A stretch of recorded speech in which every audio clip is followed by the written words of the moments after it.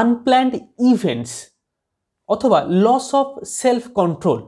Unplanned events মানে কি? এমন একটা ঘটনা ঘটলো যেটা আমাদের প্ল্যানের মধ্যে ছিল না। হয়তো আমি আজকে সারাদিন কী কী করবো তার একটা প্ল্যান বানিয়েছি, কিন্তু হঠাৎ করে দিনের মাঝখানে কোনো একজন বন্ধু এলো বা কোনো একটা ঘটনা ঘটলো বা অন্য কোনো ঘটনা ঘটলো, যার ফলে কি সেই সারাদিনের রুটিনটা ভেস্তে গেল, নষ্ট হয়ে গেল। একটা আনপ্ল্যান্ড ইভেন্ট ঘটলো, যার ফলে যার রেজাল্টে আমার মনের মধ্যে একটা লস অফ সেলফ কন্ট্রোল, অর্থাৎ আমার যে নিজের উপরে নিজের যে কন্ট্রোলটা ছিল সেটাকে হারিয়ে গেল। আমি অনেক বেশি আনকন্ট্রোলড হয়ে পড়লাম। অনেক feelings of disgust, irritation, anger, last বা ইগো, এই সমস্ত জিনিস আমার মধ্যে তৈরি হতে শুরু করলো। এই যে নিজের উপরে কন্ট্রোল হারিয়ে ফেলা এবং এই যে নিজের উপরে কন্ট্রোল করতে না পারার যে ফলে যে ক্রাইসিসটা তৈরি হওয়া, যে বিকৃতিগুলো তৈরি হওয়া, এটা অত্যন্ত স্বাভাবিক এবং অত্যন্ত সাধারণ বিষয়। আমরা সবাই আমাদের জীবনে এবং আমাদের প্রতিদিনের লাইফে কখনো না কখনো এমন ধরনের ঘটনার সামনে এসে পড়ি, এমন ধরনের অনুভূতি বা ফিলিংস আমাদের মধ্যে তৈরি হয় বা সৃষ্টি হয়। কখনো সেটা কম মাত্রায় হয়, কখনো সেটা অনেক বেশি মাত্রায়, কখনো সেটা খুব খুব বেশি মাত্রায়, কখনো সেটা প্রতিদিনের ঘটনার মধ্যে অনেক ছোটো ছোটো বিষয়ের মধ্যে হয়, কখনো সেটা অনেক লাইফ লং সিচুয়েশনের মধ্যে আমরা জড়িয়ে পড়ার মাধ্যমে এটা হয়। নিজের উপরে ধীরে ধীরে পুরোপুরি একটা একটা লস অফ সেলফ কন্ট্রোল তৈরি হয়। নিজের উপর থেকে পুরো কন্ট্রোলটাই হারিয়ে যায়। নিজের থটস, নিজের ফিলিংস, নিজের ইমোশন, নিজের আইডিয়াস, সেগুলোর উপরে কোনো কন্ট্রোল থাকে না। একটা লাগাম ছাড়া ঘোড়ার মতো আমরা চারিদিকে দিক বিদিক শূন্য হয়ে ছুটতে থাকি। একজন অন্ধ মানুষ যার পিছনে কোনো আগুন লেগে গেছে, সে তাড়াহুড়ো করে ছুটছে কোনো একটা জিনিস খুঁজে পাওয়ার জন্য, কোনো একটা জিনিসকে ধরার জন্য, কোনোভাবে নিজেকে বাঁচানোর জন্য, কিন্তু সে পাচ্ছে না। কেন? কারণ সে ব্লাইন্ড, সে দেখতে পাচ্ছে না, নিজের উপরে কন্ট্রোল হারিয়ে ফেলেছে। অথচ তার পিছনে অনেক রকমের প্রবলেমস তৈরি হয়ে আছে, যেগুলোর কোনো সলিউশন তার কাছে নেই। এমন ঘটনা থেকে আমরা কী করে বাঁচতে পারি বা কীভাবে এই ঘটনা থেকে আমরা উঠতে চলে যেতে পারি, আজকের ভিডিওতে আমরা তেমনই কতগুলো পয়েন্টস আলোচনা করব, যেটা আমাদেরকে হেল্প করবে নিজের এই লস অফ সেলফ কন্ট্রোল থেকে উঠে এসে এমন একটা ক্যারেক্টার বা এমন একটা আইডেন্টিটি ডেভেলপ করা, এমন একটা ক্যারেক্টার বিল্ড করা, যেখানে আমাদের কাছে নিজের উপরে কন্ট্রোল থাকবে, নিজের থটস, নিজের ফিলিংস, নিজের ইমোশনের উপরে কন্ট্রোল থাকবে। ফর এক্সাম্পল, যখন আমরা শপিং করি, শপিংয়ের ক্ষেত্রে আমরা চয়েস করতে পারি কোন মানে জামা কাপড়টা কিনবো, বা একটা ট্রায়াল রুমে গিয়ে চেক করে নিলাম, বা কোন হাতে ঘড়িটা কিনবো, ইত্যাদি ইত্যাদি। ঠিক তেমনই আমরা আমাদের ফিলিংসকে, আমাদের থটসকেও শপিং করতে পারি। আজকে সারাদিন আমি কোন থটসগুলোকে প্র্যাকটিস করবো বা কী রকম বিষয় নিয়ে চিন্তা করবো, সেটাকে প্ল্যান করা, অথবা আমি কোন ফিলিংসটা আমি কখন চাই।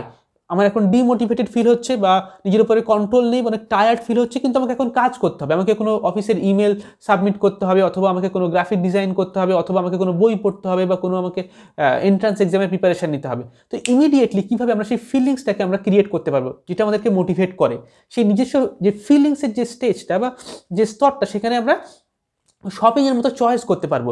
আইডিয়া বা থটসগুলোকে আমরা শপিংয়ের মতো চয়েস করতে পারবো। এটা কীভাবে পসিবল? এটা তখনই পসিবল যখন ওই সেলফ কন্ট্রোল, যেটা আমরা হারিয়ে ফেলেছি, সেখান থেকে আমাদের উপরে অনেকটা বেশি সেলফ কন্ট্রোল, অর্থাৎ যখন আমাদের উপরে নিজের উপরে কন্ট্রোল থাকবে, এমন একটা স্টেজ আমরা তৈরি করব, যেটাকে আমরা বলে থাকি দ্য স্টেজ অফ সেলফ মাস্টারি। নিজের উপর নিজের ক্ষমতা বা নিজের উপর নিজেকে কন্ট্রোল করে রাখার বা ধরে রাখার একটা ক্ষমতা। তো হ্যালো বন্ধুরা, আমার নাম রুদ্র, আর তোমরা সবাই দেখছো ইউটোপিয়া বাংলা। আজকের ভিডিওতে আমরা এই সমস্ত টপিক নিয়ে আলোচনা করব। পয়েন্ট নাম্বার 1 হচ্ছে কি, ইনপুট অ্যান্ড আউটপুট।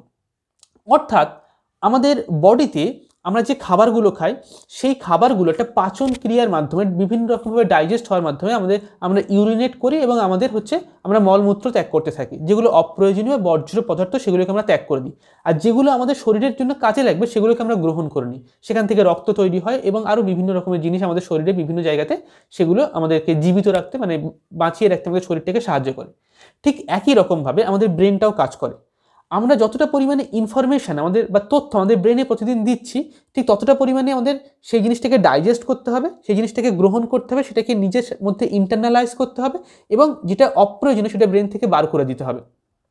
নাও, যদি আমরা বেশি খাবার খেয়ে নিই, তাহলে কি হবে? আমাদের বডির উপরে বা শরীরের উপরে একটা ওভারলোড তৈরি হবে, যেটা আমাদের বডির অর্গ্যানগুলো, যেটাকে আমরা সহ্য করতে পারবে না। ধরুন আপনি একজন মানুষের 8 ঘন্টা ডিউটি আছে, আপনি তাকে দিয়ে 12 ঘন্টা কাজ করাচ্ছেন, প্রত্যেক দিন 12 ঘন্টা কাজ করাচ্ছেন, তাহলে কি হবে? সে একসময় ব্লাস্ট করবে, সে রেগে যাবে, আপনার উপরে চিৎকার করতে শুরু করবে। হয়তো প্রথম দিন করে নেবে, দ্বিতীয় দিন করে নেবে, তৃতীয় দিন করে নেবে, কিন্তু তারপরে তার ক্ষমতা থাকবে না আর করার। ঠিক একই রকমভাবে আমাদের বডিও কাজ করে, আর ঠিক একই রকমভাবে আমাদের ব্রেন কাজ করে। তো ব্রেনে আমরা কতটা ইনপুট দিচ্ছি এবং কতটা আউটপুট যাচ্ছে সেটা আমাদেরকে খেয়াল রাখতে হবে, হিসেব রাখতে হবে। হতে পারে আমরা সারাদিন ইনস্টাগ্রাম দেখছি বা ইউটিউব দেখছি, বা সারাদিন আমরা বিভিন্ন রকমের সোশ্যাল মিডিয়া কনজিউম করছি, বা কেউ কেউ সারাদিন থাকে যে বিভিন্ন রকমের ক্রাইম সিরিয়াল দেখতে থাকে, মানে অথবা নিউজ পেপার পড়তে থাকে, কোথায় মার্ডার হয়েছে, রেপ হয়েছে, কোথায় কী ক্রাইম হচ্ছে, এবং সেটা অত্যধিক পরিমাণে করতে থাকে এবং তার ব্রেনে সেগুলো সবসময় চলতে থাকে। তো আমরা কতটা পরিমাণে ইনপুট দিচ্ছি এবং কতটা পরিমাণে আউটপুট যাচ্ছে, আমরা সেটাকে কোথায় এক্সপ্রেস করছি বা বাইরে বার করছি, সেটা আমাদেরকে খেয়াল রাখতে হবে। যদি আমি একজন নিউজ পেপার জার্নালিস্ট হই, কলামিস্ট, তাহলে আমার ক্ষেত্রে সেগুলো কাজে লাগবে যে আমি কোথায় কী ক্রাইম হচ্ছে সেটা জানতে হবে। কিন্তু আমি জাস্ট এমনি দেখছি, আমি কোনো সোশ্যাল অ্যাক্টিভিস্ট নই, আমি কোনো নিউজ পেপার জার্নালিস্ট নই, আমি জাস্ট এমনি দেখছি। আমি ভাবছি আমি অনেক আপডেটেড হচ্ছি, আমি অনেক কিছু জানছি না, আমি কিছুই শিখছি না অ্যাকচুয়ালি। আমি জাস্ট আমার ব্রেনের মধ্যে অনেকগুলো মানে একটা গার্বেজ ভরছি। যদি সেটাকে আমি কোনোভাবে ব্যবহার না করি, কোথাও যদি আমাদের ইউটিলিটি না থাকে, কাজে না লাগে, তো ঠিক তেমনই সেই জিনিসটার কোয়ালিটি আমাদেরকে খেয়াল রাখতে হবে এবং তার পরিমাপ আমাদেরকে খেয়াল রাখতে হবে। যতটা আমরা ইনপুট দেবো ঠিক ততটা যেন আউটপুট তৈরি হয়। যদি আমরা সোশ্যাল মিডিয়া অনেক বেশি কনজিউম করি, তাহলে আমাদের সোশ্যাল মিডিয়া থেকে কন্টেন্টও ক্রিয়েট করতে হবে। যদি আমরা অনেক বেশি বই পড়ি বা পড়তে চাই, তাহলে আমাদেরকে বই লেখা বা কোনো একটা রাইটিং প্র্যাকটিস করতে হবে। যদি আমরা অন্য কোনো একটা জিনিস যেটা আমাদের মাথায় অনেক বেশি ইনপুট দিচ্ছি, তার মানে সেটা আমাদের আউটপুটের মধ্যে থাকাটা খুবই গুরুত্বপূর্ণ। এবং তার কোয়ালিটি মানে সেটা কী এবং কতটা, সেটা হচ্ছে আমাদেরকে মেজার রাখতে হবে, হিসাব রাখতে হবে প্রত্যেক দিনের বেসিসে। তাহলে কি আমরা আমাদের মাইন্ডের ভিতরের জায়গাটাকে অনেক বেশি রেগুলেটেড রাখতে পারবো। ঠিক যেমন যে কোনো খাবার খেলে যদি আমরা 2-3 দিনের পুরনো খাবার খেয়ে নিই, তাহলে কি হবে, আমাদের মানে ডাইজেশনে অসুবিধা হবে, বিভিন্ন রকমের মানে প্রবলেম হবে, গ্যাস্ট্রিপিটেশন হবে ইত্যাদি ইত্যাদি। ঠিক তেমনই হচ্ছে আমাদের ব্রেনটা কাজ করে। বন্ধুরা, আমরা একটা মেথড সম্পর্কে জানবো যেটাকে বলা হয় রেইন মেথড। আর সেই মেথডটাকে আমরা ইউজ করে বিভিন্ন জিনিসকে কন্ট্রোল এবং নিজের উপরে সেলফ কন্ট্রোলটাকে আমরা অনেক বেশি স্ট্রং করতে পারবো। কিন্তু তার আগে আমাদের পয়েন্ট নাম্বার 2 জানতে হবে, যেটা হচ্ছে কি হার্ডেনিং ট্রেনিং। এই হার্ডেনিং ট্রেনিং মানে কি, যারা মার্শাল আর্ট বা কুম্ফু প্র্যাকটিস করে তাদের মধ্যে এই কনসেপ্টটা অত্যন্ত পপুলার। তারা কি করে, তাদের শরীরটাকে যখন বেশি অনেক স্ট্রং বানাতে হবে, অনেক বেশি ফিজিক্যালি ফিট হতে হবে, তখন তারা কি করে, শরীরের যে অংশগুলো অনেক দুর্বল বা উইক, তারা সেখানে পেনেট্রেট করতে থাকে। ফর এক্সাম্পল, যদি আমার আর্মটা যদি অনেক দুর্বল হতে থাকে, তাহলে আমাকে কী করতে হবে, কোনো একটা বালির বস্তাতে ঘুষি মারতে হবে, যাতে করে আমার হাতটা মানে বারবার যেটা নরম জায়গা আছে, বারবার সেই শক্ত জায়গা থেকে আঘাত করার মাধ্যমে সেই নরম জায়গাটা আস্তে আস্তে শক্ত হবে। যদি আমার হাতটা দুর্বল থাকে, তাহলে কোনো একটা বাঁশের উপরে আমাকে হাতটা বারবার এরকম ঘষতে হবে, যাতে করে কি সেই নরম জায়গাটা আস্তে আস্তে করে শক্ত জায়গা দ্বারা পেনেট্রেট হওয়ার মাধ্যমে আস্তে আস্তে এটা ধীরে ধীরে শক্ত হতে শুরু করবে, অনেক স্ট্রং হতে শুরু করবে। ঠিক তেমনই আমাদের ব্রেনের বিভিন্ন জায়গা থেকে অনেক উইক স্পট, অনেক উইক যে সেন্টার থাকে, for example sensitivity, emotion, intelligence, memory, imagination.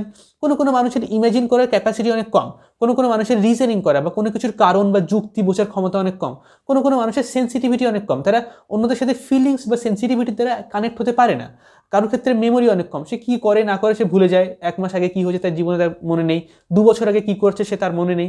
তো সেই যে প্রত্যেকটা সেন্টার, সেগুলো যে উইক স্পটের মতো কাজ করে, যদি সেগুলোকে আমাদের স্ট্রং করতে হয়, তাহলে সেগুলোকে কনস্ট্যান্টলি পেনেট্রেট করতে হবে। আমাকে যদি আমার ব্রেনের লজিক পার্টটা স্ট্রং করতে হয়, তাহলে আমাকে এমন বই পড়তে হবে, লেটস সে ইকোনমিক্স বা ম্যাথসের বই পড়তে হবে বা রিজনিংয়ের বুকস পড়তে হবে, যেটা আমাকে সেই সেন্টারটাকে মানে ইমপ্রুভ হতে সাহায্য করবে। যদি আমার সেন্সিটিভিটি কম হয়, তাহলে আমাকে উপন্যাস, কবিতা সেগুলো পড়তে হবে, যেন আমার সেন্সিটিভিটি বাড়তে থাকে। আমাকে যদি ফিলোসফিক আন্ডারস্ট্যান্ডিং বাড়াতে হয়, তাহলে সে আমাকে ফিলোসফিক বুকস পড়তে হবে। তো সেই ইমাজিনেশন হোক বা সেন্সিটিভিটি হোক বা ইমোশন হোক বা ফিলিংস হোক বা আমাদের রিজনিং পার্ট হোক বা মেমোরি পার্ট হোক, সেগুলোকে স্ট্রং করার জন্য, সেগুলোকে কন্টিনিউয়াসলি পেনেট্রেট করার মাধ্যমে আমরা সেগুলোকে ইমপ্রুভ করতে পারি। এটাকে আমরা বলছি কি হার্ডেনিং ট্রেনিং। আমাদের পয়েন্ট নাম্বার 3 হচ্ছে অন দ্য ডে, অর্থাৎ সেই দিনটা। এর মানে কি, ইংলিশে একটা কথা আছে যে you fight the way you train yourself, অথবা you train yourself the way you fight.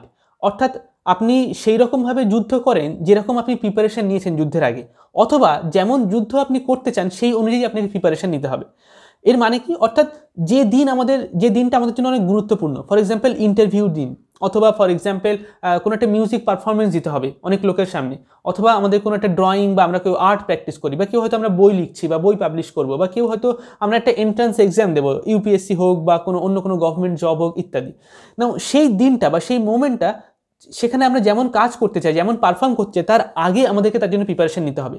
একদিনে আমরা কোনো কিছু অ্যাচিভ করতে পারি না, আমাদেরকে গ্র্যাজুয়ালি রিয়েলাইজেশন আনতে হবে, আমাদেরকে গ্র্যাজুয়ালি ধীরে ধীরে স্টেপ বাই স্টেপ আমাদেরকে ইম্প্রুভমেন্ট করতে হবে। কোনো একটা রিয়েলাইজেশন বা কোনো একটা উপলব্ধি, সেটা স্পিরিচুয়াল হোক, সেটা আর্টিস্টিক হোক, বা সেটা ফিলোসফিক হোক, অথবা কোনো একটা গ্রোথ, সেটা ফিনান্সিয়াল লেভেলে হোক, টাকা পয়সার দিক থেকে, বা কোনো একটা সম্পর্কের দিক থেকে হোক না কেন, সেটা একদিনে বা একটা মোমেন্টে বা একটা ব্রেথের মধ্যে চলে আসে না, ইনস্ট্যান্টলি হয় না কখনো, একদিন বা দুদিনের মধ্যে হয় না, বা এক সপ্তাহের মধ্যে হয় না, ধীরে ধীরে ধীরে ধীরে একটু একটু একটু একটু করে রিয়েলাইজেশন আসে। যদি ইভেন আপনি স্পিরিচুয়ালিটিতেও গ্রো করতে চান, আপনার স্পিরিচুয়াল সেলফটাকে ইভলভ করতে চান, তাহলে সেই ইভলিউশনের জন্য আপনাকে অনেক বছরের পর বছর ধরে আপনাকে বিভিন্ন জিনিস প্র্যাকটিস করতে হবে। যদি আপনি ফিলোসফি প্র্যাকটিস করতে চান, তাহলে আপনাকে অনেক বছরের পর বছর ধরে সেটাকে প্র্যাকটিস করতে হবে, একটু একটু করে প্রত্যেক দিন সেই রিয়েলাইজেশনটা তৈরি করতে হবে। তো সেই দিনটা আপনার জন্য ইম্পর্টেন্ট, যেখানে আপনি সেই ফিলোসফিটা পারফর্ম করছেন, বা সেই এন্ট্রান্স এক্সামটা পারফর্ম করছেন, বা সেই ড্যান্স বা প্রোগ্রামটা, বা সেই মিউজিকটা, বা সেই কাজটা, বা হোয়াট এভার, যেটার জন্য আপনার সেই বিজনেস ডিলটা, তার অনেক আগে থেকে আপনাকে প্রিপারেশন নিতে হবে সেই যুদ্ধের দিনটার জন্য। যদি আপনি সেই প্রিপারেশন অনেক দীর্ঘদিন ধরে না নেন, তাহলে কখনোই আপনি সেটার জন্য প্রিপেয়ার হতে পারবেন না। তো আপনাকে প্রত্যেক দিন আপনাকে শো আপ হতে হবে, প্রত্যেক দিন আপনাকে মানে সেই কাজটার জন্য, যে কাজটা আপনি করতে চান, সেটার জন্য আপনাকে প্রত্যেক দিন আপনাকে পরিশ্রম করতে হবে, প্রত্যেক দিন আপনাকে সময় দিতে হবে, প্রত্যেক দিন আপনাকে স্ট্রাগল করতে হবে। তাহলে গিয়ে আপনি নিজেকে প্রিপেয়ার করতে পারবেন। One day is not the whole thing, মানে দ্য হোল থিং, প্রত্যেক দিনটাই হচ্ছে অ্যাকচুয়ালি দিন আপনার কাছে, সেটাই হচ্ছে অ্যাকচুয়াল জীবন। নাকি ফিউচারে কোনো একদিন আপনার যেদিন বিয়ে হবে সেই দিনটা খুব ইম্পর্টেন্ট না, তার আগে এবং তার পরের দিনগুলো অনেক। প্রত্যেক দিনে যে ছোটো ছোটো ঘটনা, যে ট্রিফেলস, যেখানে আপনার ইলেকট্রিক বিল জমা দিতে হচ্ছে, বা আপনাকে ট্রাফিক জ্যামে আটকে আছেন, বা মেডিকেল প্রেসক্রিপশন জমা দিতে হচ্ছে, মানে ইত্যাদি ইত্যাদি, এই সমস্ত ছোটো ছোটো জিনিস, এগুলোর মধ্যে আপনাকে বেঁচে থাকা শিখতে হবে, এগুলোর মধ্যে দিয়ে আপনাকে জীবন ধারণ করা শিখতে হবে, সেই স্কিলটা ডেভেলপ করা শিখতে হবে। সেটাই হচ্ছে অ্যাকচুয়াল লাইফ আমাদের। পয়েন্ট নাম্বার 4 হচ্ছে দ্য ওয়ান থিং, অর্থাৎ আমাদের কেমন একটা জিনিস খুঁজে বার করতে হবে যেটার জন্য আমরা বাকি সব কিছু স্যাক্রিফাইস করতে পারি, বা সেই জিনিসটা আমাদের কাছে সব কিছুর থেকে বেশি মূল্যবান বা বেশি গুরুত্বপূর্ণ, এমন জিনিস আমাদেরকে খুঁজে বার করতে হবে। একটা উদাহরণ নেওয়া যায়। ফর এক্সাম্পল, আপনি পৃথিবীর বিভিন্ন সমুদ্রের মধ্যে ট্রাভেল করতে চান, বা বড় বড় যে ঝিল বা লেক, সেখানে আপনি ট্রাভেল করছেন। আপনি প্রশান্ত মহাসাগরের সামনে একটা দিকে গেলেন, আটলান্টিক মহাসাগরের সামনে গেলেন, আপনি বিভিন্ন বড় ঝিলের সামনে যাচ্ছেন, সেখানে যাচ্ছেন, আপনি পুরো সমুদ্রটা দেখছেন, তারপর একটা অন্য স্পটে চলে যাচ্ছেন, সেখানে যাচ্ছেন, গিয়ে পুরো সমুদ্রটাকে দেখছেন আপনি, তারপর একটা অন্য স্পটে চলে যাচ্ছেন, অন্য জায়গাতে চলে যাচ্ছেন, অন্য দেশে। কিন্তু এরকমভাবে যদি আপনি ট্রাভেল করতে থাকেন, তাহলে আপনি প্রকৃতপক্ষে কোনো কিছু আবিষ্কার করতে পারবেন না, কোনো কিছুকে আপনি নতুন একটা জিনিসকে দেখতে পাবেন না। তার পরিবর্তে আপনাকে কী করতে হবে? ধরুন আপনি প্রশান্ত মহাসাগরের সামনে গেলেন, সেখানে গিয়ে জাস্ট তার সামনে দাঁড়িয়ে সব কিছুকে দেখে আপনাকে সেখান থেকে চলে যেতে হবে না, বরং তার ভেতরে নামতে হবে, সেই প্রশান্ত মহাসাগরের নিচে আপনাকে ডুব দিতে হবে। দিয়ে তার নিচে যখন আপনি যাবেন, তখন সেখানে আপনি নতুন একটা জগৎ আবিষ্কার করতে পারবেন। সেখানে অনেক রকমের জেলি ফিশ বা বিভিন্ন রকমের মাছ, আরও অনেক রকমের মানে প্ল্যান্টস জাতীয় অনেক উদ্ভিদ থাকে, সেগুলোকে আপনি আবিষ্কার করতে পারবেন। তার ডেপথে যেতে হবে। তখন আপনি একবার যখন সেখানে আপনি পৌঁছে যাবেন, একবার যখন আপনি সেটাকে আবিষ্কার করে ফেলবেন, তখন আপনাকে আর নতুন নতুন সমুদ্রের কাছে গিয়ে, নতুন নতুন ঝিলের কাছে গিয়ে আপনাকে নতুন জিনিস আবিষ্কার করার জন্য আর পৌঁছাতে হবে না, কারণ আপনি একটা জিনিসের ভেতরে ঢুকছেন। ঠিক তেমনই আপনি যদি একদিন বিজনেস চেষ্টা করছেন, তারপরের দিন আপনি ফর এক্সাম্পল এন্ট্রান্স এক্সামের জন্য প্রিপারেশন নিচ্ছেন, তারপরের দিন আপনি মিউজিকের জন্য পড়াশোনা করবেন, তারপর আপনি ভাবলেন যে না আমি ফিল্ম ডিরেক্টর হব, তারপর ভাবলেন যে না আমি বই লিখবো, তাহলে হবে না। আপনাকে কোনো একটা জিনিস যেটার উপরেই আপনাকে কাজ করতে হবে। মানে আপনি এখানে একটা গর্ত খুঁড়লেন, এতে করে জল আসে, তারপর কিছুটা খোঁড়ার পর দেখলেন একটা পাথর আসে, তারপর আপনি এখানে গর্ত না খুঁড়ে আপনি অন্য জায়গায় গর্ত করতে শুরু করলেন, সেখানে কিছুটা খুঁড়লে আবার পাথর আলো, তারপর আপনি অন্য জায়গায় চলে গেলেন। তাহলে না, আপনাকে প্রত্যেকটা ফিল্ডেই, প্রত্যেকটা জোনেই এরকম জিনিস আসবে, কিছু ব্লকস আসবে যেটা আপনাকে বাধা দেবে, একটা রেজিস্ট্যান্স, একটা ফিকশন, যেটা আপনার বিরুদ্ধে কাজ করে। আপনাকে ওই পাথরটার মধ্যে দিয়েই খুঁড়ে খুঁড়ে যেতে হবে, গিয়ে সেই একটা জায়গাতেই বারবার করে খুঁড়তে থাকতে হবে, তাহলে গিয়ে জলটা বার হবে। আপনাকে সেই প্রশান্ত মহাসাগরের নিচেই ডুব দিতে হবে, আপনি যে সমুদ্রে যান না কেন, আপনাকে সেই জলের নিচেই নামতে হবে নতুন জিনিসকে আবিষ্কার করার জন্য। আর যখন আপনি একবার সেই ডেপথ, সেই গভীরতাটাকে অর্জন করে ফেলবেন, তখন আপনার কাছে সব কিছু অনেক সহজ হয়ে যাবে, আপনার কাছে বাকি জিনিসটা অনেক ইজি হয়ে যাবে। আর আপনার কাছে নতুন কোনো জিনিসের কাছে পৌঁছানোর দরকার হবে না, একটাকে ছেড়ে দিয়ে আরেকটা জায়গায় যাওয়ার দরকার হবে না। কিন্তু এমন কী জিনিস আছে যার জন্য আপনি সেই ফ্রিকশন বা সেই পাথরগুলো বা সেই গভীরতাটাকে অর্জন করতে আপনি বাকি জিনিসগুলোকে ত্যাগ করতে পারেন বা স্যাক্রিফাইস করতে পারেন, সেই সংঘর্ষটা বা সেই ফ্রিকশনটাকে আপনি সহ্য করে নিতে পারেন। সেই একটা জিনিসকে আপনাকে খুঁজে বার করতে হবে, সেটা আপনার লাইফের পারপাস বা গোল বা আপনার যে ভ্যালুস, সেখান থেকে উঠে আসে। সেই কাজটা কি, সেটাকে আপনাকে প্রত্যেক দিন প্র্যাকটিস করতে হবে এবং সেই একটা জিনিসকে খুঁজে বার করতে হবে। এবং এই পয়েন্টসগুলোকে প্র্যাকটিস করার মাধ্যমে আমরা নিজেদের উপরে অনেক বেশি সেলফ কন্ট্রোল রাখতে পারবো। আমাদের লাইফের ভেতরে যে স্ট্রাকচারটা, আমাদের মনের ভেতরে যে জীবনটা চলছে, বাইরে নয় ভিতরে, সেখানে আমরা অনেক বেশি স্টেবল হতে পারবো, সেখানে অনেক শান্তি পাবো, অনেক বেশি সেটা আমাদের জন্য মিনিংফুল হবে, অর্থপূর্ণ জীবন থাকবে আমাদের কাছে। তো সেই জন্য আমাদের এই পয়েন্টসগুলোকে প্র্যাকটিস করতে হবে। এবং তোমরা যদি আমাদের চ্যানেলে নতুন হও, তাহলে আমাদের চ্যানেলটা সাবস্ক্রাইব করতে একদম ভুলবে না, এবং এই পয়েন্টসগুলোর মধ্যে কোনটা তোমার সবথেকে বেশি ভালো লেগেছে সেটা অবশ্যই আমাকে জানাবে। আমরা চলে যাবো আমাদের নেক্সট পয়েন্টে, যেটা হচ্ছে হচ্ছে পয়েন্ট নাম্বার 5, যেটা হলো কি মানকি মাইন্ড। মানকি মাইন্ড মানে কি, অনেক সময় এটাকে বলা হয় কি ড্রিফটিং, মেন্টাল ড্রিফটিং। অর্থাৎ আমাদের মন সবসময় একটা পয়েন্ট থেকে একটা অন্য পয়েন্টে জাম্প করতে থাকে, বারবার বিভিন্ন জিনিসের মধ্যে চলতে থাকে। একবার মনে হচ্ছে আমাকে খাবার খেতে হবে, ধরুন আপনি অফিসের কাজ করছেন, একটা ইমেল জমা দিতে হবে আপনাকে, হঠাৎ করে মনে হলো না আমার খিদে পেয়েছে, কিছু খাবো। তারপর মনে হলো সেই বন্ধুর সঙ্গে আমার ফোনে কথা বলা ছিল, কথা বলা হয়নি। তারপর মনে হলো আজকে বাড়িতে ফেরার সময় কিছু জিনিস বাজার করে নিয়ে যেতে হবে। তারপর মনে হলো যে নেটফ্লিক্স একটা সিনেমা দেখতে হবে। তারপর মনে হলো অন্য কিছু। তো আপনি 1 মিনিটের জন্য আপনার মনটা কোনো একটা কাজের মধ্যে রাখতে পারছেন না, বারবার মনটা ফ্ল্যাকচুয়েট করছে, বিভিন্ন জিনিসের মধ্যে জাম্প করছে, কোনো একটা জায়গাতে স্থির হতে পারছে না মনটা। তো এই যে একটা রেস্টলেসনেস, মনটা সবসময় ওভার অ্যাক্টিভ, যতটা শক্তি খরচ করা দরকার তার থেকে বেশি পরিমাণে শক্তি মনটা খরচ করছে, এবং অন্ধের মতো খরচ করছে। সে জানে না যে কোথায় সেই শক্তিটা চলে যাচ্ছে, সেই অ্যাটেনশনটা কোথায় খরচ হয়ে যাচ্ছে, মানে বারবার করে সেই জিনিসটা নষ্ট হয়ে যাচ্ছে আপনার মনে সেই এনার্জিটা। তো সেটার পরিবর্তে আপনাকে কী করতে হবে, মনটাকে স্টেবল করা শিখতে হবে, যেটাকে অনেক সময় আমরা বলে থাকি ইমোশনাল ইন্টেলিজেন্স অথবা মেন্টাল স্টেবিলিটি, যেটা বিভিন্ন রকমের প্র্যাকটিসের সাহায্যে আমরা ডেভেলপ করতে পারি। মেডিটেশন হতে পারে, বা সুইমিং হতে পারে, ড্রয়িং বা পেন্টিং হতে পারে, ক্লাসিক মিউজিক প্র্যাকটিসের মাধ্যমে হতে পারে, রাইটিং বা জার্নালিংয়ের মাধ্যমে হতে পারে। মেডিটেশন সবথেকে সহজ এবং সবথেকে কম সময়ে বেশি বেনিফিট পাওয়া যায়, বাট অন্য দিক থেকে ভাবলে একটু ডিফিকাল্টও আছে মেডিটেশন, যদি আপনি সেটাকে স্পিরিচুয়াল লেভেলে নিয়ে যেতে চান তাহলে। নাও এই প্র্যাকটিসগুলোর মাধ্যমে আপনাকে সেই মানকি মাইন্ড স্টেজ থেকে সরে এসে ধীরে ধীরে একটা স্টেবল সিচুয়েশনের মাধ্যমে একটা স্টেবল মেন্টাল স্টেটে আসতে হবে। এবং সেটা করার জন্য আপনাকে প্রত্যেক দিন অন্ততপক্ষে 1 ঘন্টা সময় একটা ফিক্স রাখতে হবে, যে 1 ঘন্টা সময় আপনি কোনো একটা জিনিসকে প্র্যাকটিস করছেন, কোনো একটা ডিসিপ্লিনকে, সেটা যে কোনো হতে পারে, সেটা মেডিটেশন বা আপনার রাইটিং বা জার্নালিং হতে পারে। সেই প্রত্যেক দিন আপনি 1 ঘন্টা করে যখন সেখানে একটা আপনার মনটাকে ধরে রাখার চেষ্টা করছেন, তখন প্রথম হয়তো আপনার মনটা সেখানে স্টেবল হবে না, ফ্ল্যাকচুয়েট করতে থাকবে।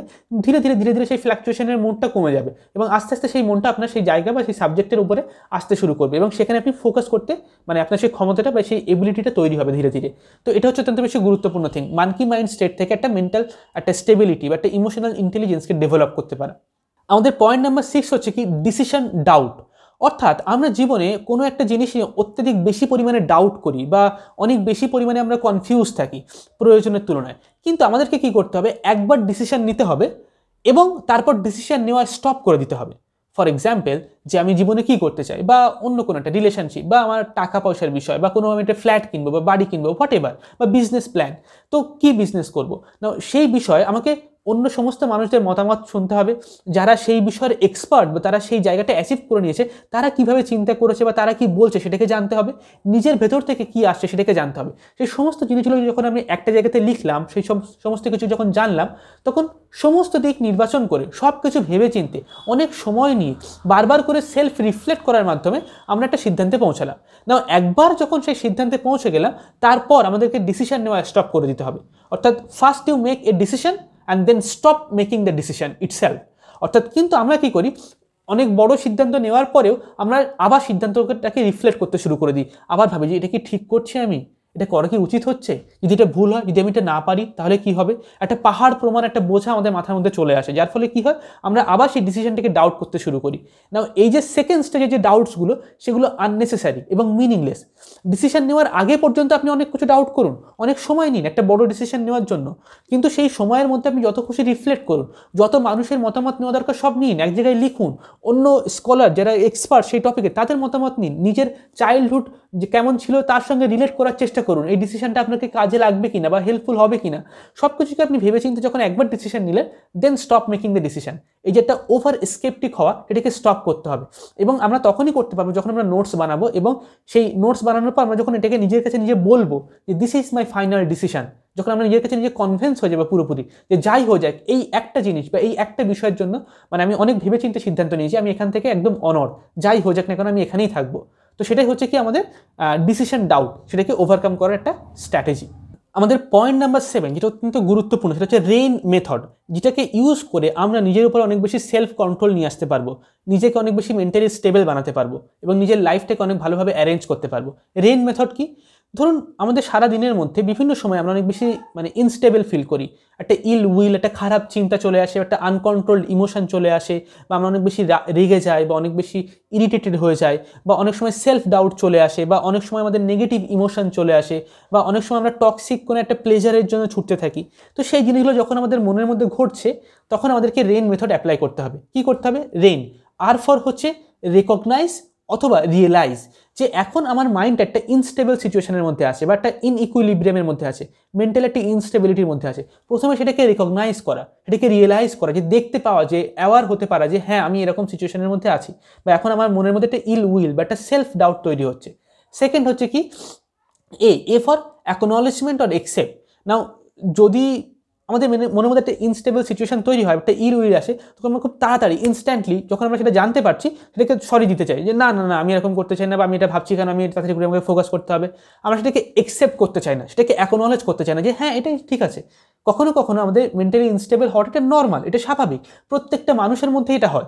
তো সেটাকে একসেপ্ট করা, সেটাকে অ্যাকনলেজ করা, মানে সেই অবস্থাতে দেখার পরেও সেই নিজের ভুল বা সেই এররটাকে একসেপ্ট করে নেওয়া, এটা হচ্ছে কি এ ফর অ্যাকনলেজমেন্ট বা accept. Now RAIN I for investigation. এবার যখন আমরা একসেপ্ট করে নিলাম, তারপর হচ্ছে আমরা ইনভেস্টিগেট করব যে কোন সোর্স থেকে বা কিভাবে বা কেন এবং মানে কোথা থেকে প্রথমবারের জন্য এই যে ইনস্টেবিলিটি বা এই যে ইনইকুইলিব্রিয়াম সেটা তৈরি হলো।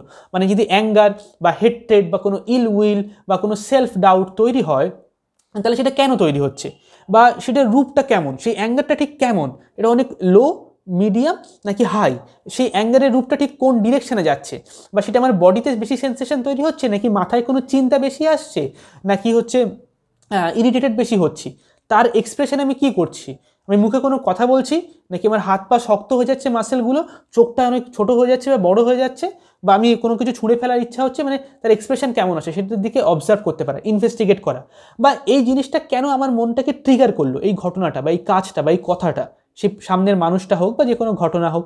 নাও প্রথমবারের জন্য কখন এই জিনিসটা আমার মনে এসেছিল, বা প্রথম এটার স্টার্টিং পয়েন্ট কোথায়, এটা কিছুদিন আগে, কয়েক মাস আগে, বা হতে পারে আপনার অফিসের বস, তার জন্য আপনার তার প্রতি আপনার অ্যাঙ্গার তৈরি হচ্ছে, বাট সেটা প্রথমবারের জন্য নয়, এর আগে কোনো ঘটনা ঘটেছিল বা তার আগে কোনো ঘটনা ঘটেছিল, সেটার সঙ্গে এই ঘটনাটা মিলে গিয়ে অনেক অ্যাঙ্গারটার পরিমাণটা অনেক বেড়ে যাচ্ছে এখন, যে আগের দিন এরকম বলেছিল আজকেও এরকম বলছে, তখন আপনি কিছু এক্সপ্রেস করেননি, আজকেও আপনি কিছু বলছেন না, যার ফলে আপনার মনের মধ্যে সেটা মাল্টিপ্লাই হতে থাকছে।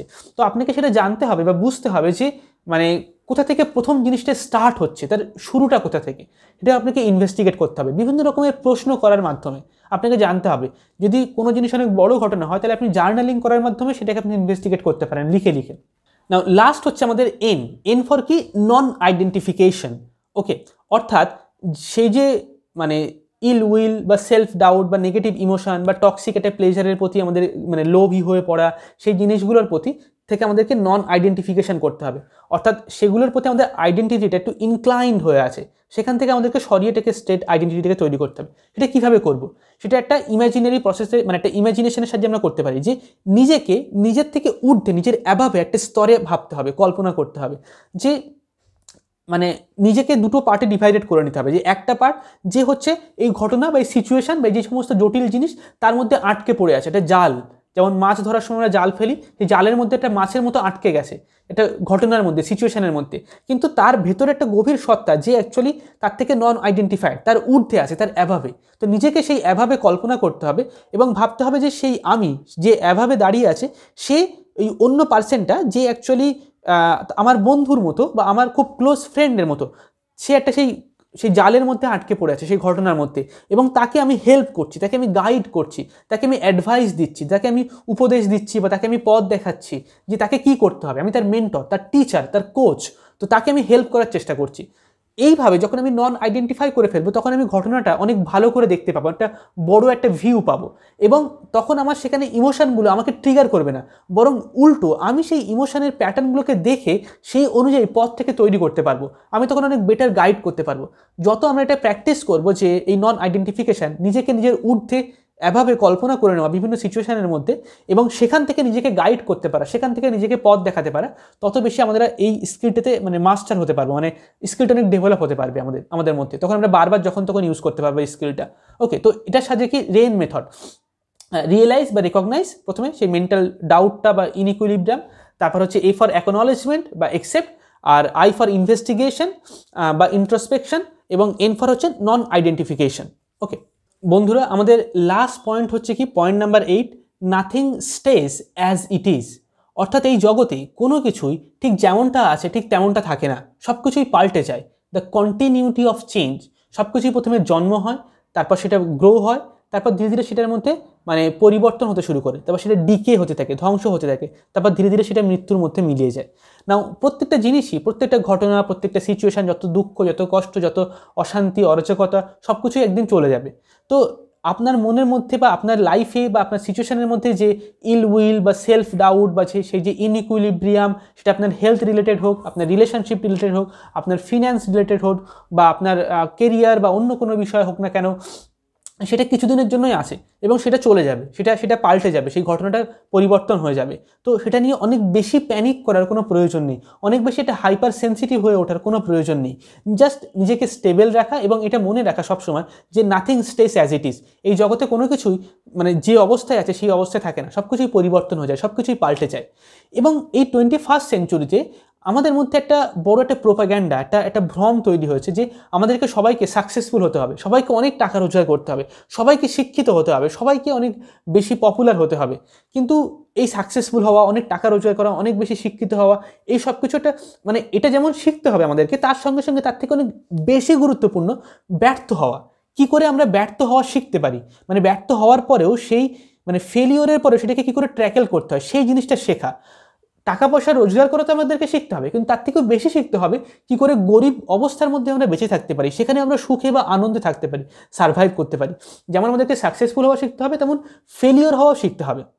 যেমন আমাদেরকে ভালো হেলথ মানে কী করে মেনটেন করতে হয় সেটা সম্পর্কে এডুকেট হতে হবে, ঠিক তেমন যখন খারাপ হেলথ কন্ডিশন থাকে তার মধ্যেও আমরা কী করে আমাদের স্বপ্ন দেখা যেন বন্ধ না করি, আমরা তার মধ্যেও যেন স্টেবল থাকতে পারি, তার মধ্যেও যেন আমরা গ্রো করার সেই স্বপ্নটাকে যেন ধরে রাখতে পারি, সেটা কী করে আমরা করতে পারি সেটা আমাদেরকে শিখতে হবে।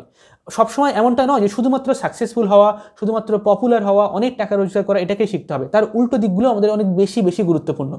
কারণ স্বামী বিবেকানন্দের রাইটিংয়ের মধ্যে এরকম আছে যে অনেক বেশি সুখ বা অনেক বেশি দুঃখ দুটোই আমাদেরকে শিক্ষা দেয়, অনেক বেশি টাকা বা অনেক বেশি মানে দারিদ্রতা দুটোই আমাদেরকে শিক্ষা দেয়, কিন্তু সুখের থেকে দুঃখ আমাদেরকে অনেক বেশি পরিমাণে শিক্ষা দেয়। মানে টাকা পয়সা থাকলে আমরা অনেক কিছু শিখি, অনেক কিছু আমরা গ্রো করি, অনেক ইভলভ হই, কিন্তু দারিদ্রতা তার থেকে 10 গুণ আমাদেরকে বেশি শেখায়। তো যখন আপনি জীবনে অনেক বেশি কষ্ট পাচ্ছেন, অনেক সমস্যার মধ্যে আছেন, অনেক প্রবলেমসের মধ্যে আছেন, তার মানে ভাববেন যে সেখানে শেখার যে স্কোপ, সেখানে বড় হওয়ার যে মানে একটা স্কোপ, বা সেখানে ইভলভ হওয়ার বা সেখান থেকে লার্নিং নেওয়ার যে স্কোপটা, সেটা অনেক অনেক বেশি। এটা আপনার কাছে একটা কোনো খারাপ জিনিস না, একটা অপরচুনিটি, একটা সুযোগ, একটা ইভলভ, একটা নতুন একটা পাথওয়ে খোলার একটা জিনিস আপনার মধ্যে একটা মানে ব্লককে মানে ওপেন আপ হওয়ার একটা সুযোগ। যেমন ভূমিকম্প হলে অনেক অনেক ডিস্টারবেন্স, কিন্তু তার ফলে কি অনেক সমুদ্র এবং অনেক পাহাড় তৈরি হয়, নতুন একটা অ্যারেঞ্জমেন্ট তৈরি হয়। হতে পারে আপনার ক্যারেক্টার বা আপনার আইডেন্টিটি এখন যা আছে সেই প্রবলেমের সামনে এসে সেখানে ধাক্কা খেয়ে সেই অ্যারেঞ্জমেন্ট আরও অনেক বেটার হতে পারে, আরও অনেক ভালো হতে পারে। তো সেই যে পরিবর্তন, সেই যে সমস্যা বা সেই যে কনফ্লিক্ট, সেগুলো থেকে ভয় পাওয়ার কিছু নেই বা সেগুলোর দ্বারা প্যানিক করার মতো তেমন কিছু নেই। Just nothing stage as it is, সব কিছু পরিবর্তন হয়ে যাবে, পাল্টে যাবে, আপনিও সেই পরিবর্তনের মধ্যে একটা অংশ, আপনিও পাল্টে যাবেন। আপনাকে সেই পাল্টে যাওয়ার দিকটা খেয়াল রাখতে হবে, পাল্টে আপনি আরও ঊর্ধ্বে উঠবেন নাকি নিম্নে। তো এই ছিল আমাদের আজকের ভিডিও। যদি তোমাদের ভালো লেগে থাকে তাহলে অবশ্যই ভিডিওটাকে লাইক করবে, বন্ধুদের সাথে শেয়ার করবে এবং কমেন্টে আমাকে জানাও যে পরবর্তীতে তোমরা কোন ভিডিও পেতে চাও বা কোন টপিক্সের উপরে। আজকের জন্য এতটুকুই, পরের ভিডিওতে আবার দেখা হবে। থ্যাংক ইউ সো মাচ, চলো টাটা।